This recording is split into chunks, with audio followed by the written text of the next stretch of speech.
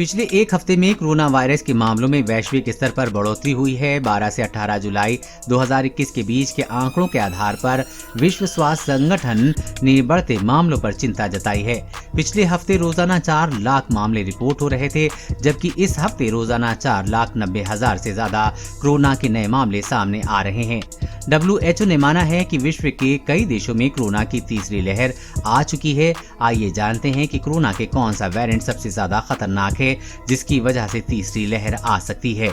WHO के मुताबिक variant of concern का तेजी से फैलना, कोरोना प्रोटोकॉल में ढील देना और दुनिया में वैक्सीनेशन की रफ्तार का धीरे पड़ना कोरोना के बढ़ते मामलों का कारण हो सकते हैं। गौरतलब है कि पिछले 2 महीनों में कोरोना से होने वाली मौतों की संख्या में गिरावट देखने को मिली थी, लेकिन पिछले 2 हफ्ते में ये गिरावट रुक गई। मौतों का आंकड़ा समान रहा है। अमेरिका और यूरोप में पिछले सप्ताह सबसे तेजी से कोरोना वायरस के मरीज बढ़े हैं। सबसे ज्यादा मामले रिपोर्ट करने वाले देशों में भारत का स्थान चौथा है। हालांकि भारत में पिछले हफ्ते के मुकाबले कोरोना के नए मरीजों की संख्या कम हुई है। 5 देशों में तेजी से बढ़ रहे हैं मामले। पिछले सप्ताह इंडोनेशिया में सबसे ज्यादा नए केस दर्ज किए गए। वहां 3.5 लाख से ज्यादा केस दर्ज किए गए हैं। ये संख्या इससे पहले वाले हफ्ते के मुकाबले 44% ज्यादा है। यूनाइटेड किंगडम में पिछले हफ्ते तकरीबन 3 लाख मामले दर्ज किए गए हैं। वहां भी केस 41% बढ़ गए हैं। ब्राजील तीसरे नंबर पर रहा है, जहां 3 लाख से कुछ कम केस दर्ज हुए हैं। वहां 14% केस बढ़े हैं। भारत में पिछले सप्ताह 2,68,000 केस दर्ज हुए हैं। हालांकि भारत में नए केस में पिछले सप्ताह के मुकाबले 8% की कमी दर्ज हुई है।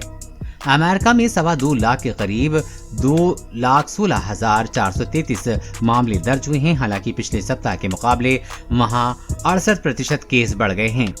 वहां कौन सा वेरिएंट है? अल्फा वेरिएंट 180 देशों में फैला है। पिछले हफ्ते 6 नए देशों में फैला। बीटा वेरिएंट 130 देशों में फैला है। पिछले हफ्ते 7 नए देशों में फैला। गामा वेरिएंट 78 देशों में फैला है। 3 नए देशों में बनाई पिछले हफ्ते जगह।